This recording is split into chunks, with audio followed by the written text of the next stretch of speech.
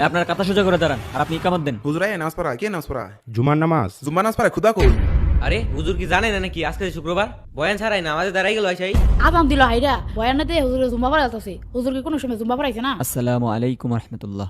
আল্লাহু আকবার, আস্তাগফিরুল্লাহ। হুজুর আপনি এটা কিসের নামাজ পড়াইলেন? কেন জুমার?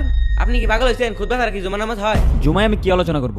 কি নিয়ে আলোচনা করবেন মানে? আপনি একজন খতিব জ্ঞানী মানুষ, আপনাকে বলে দিতে হবে কি নিয়ে আলোচনা করবেন। হুজুর আপনি এটা কি শুরু করলেন? এতদিন ধরে মসজিদ চালাই, এরকম কোনো ঘটনা ঘটে নাই, আর আপনি আসার পর থেকে একটা না একটা উল্টাপাল্টা ঘটনা ঘটতেছেন।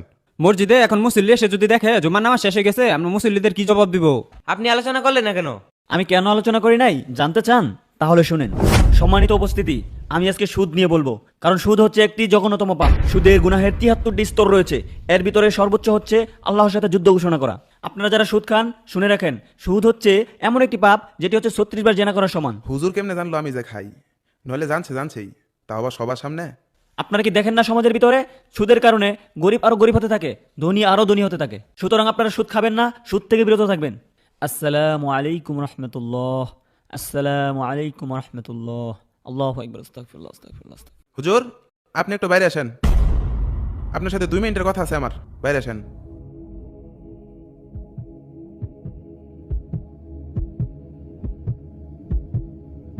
হুজুর সবটি কথা আনি আমার কইছুন, মনে করুন আমি বুঝছি না।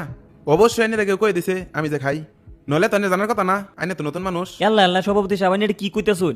হারামো না, আমি নিয়ত করছি প্রত্যেক শুক্রবারে বিষয়ভিত্তিক ওয়াজ করবো। সুদটা যেহেতু জঘন্য গুনাহ, তাই সুদ দিয়ে শুরু করছি।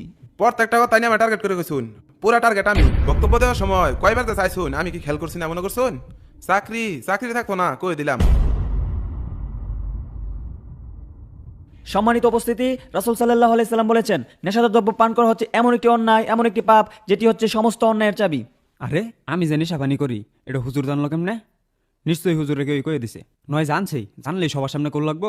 অপর একটি হাদিসে বলা হয়েছে, আবু হুরায়রা রাদিয়াল্লাহু থেকে বর্ণিত, রাসূল সাল্লাল্লাহু আলাইহি সাল্লাম বলেছেন, যারা হচ্ছে নেশাদার দ্রব্য পান করে মারা যাবে তারা হচ্ছে মূর্তি পূজকের ন্যায়। আপনারা কি কেউ নেশাদার দ্রব্য পান করবেন? এত কিছু জানার পর যদি নেশাদার দ্রব্য পান করেন তাহলে ভালো করে শুনে রাখেন। আপনারা এই হাদিস থেকে, উক্ত হাদিস থেকে শিক্ষা নেন, এই ভয়ঙ্কর পাপ থেকে আজকেই বেরিয়ে আসেন।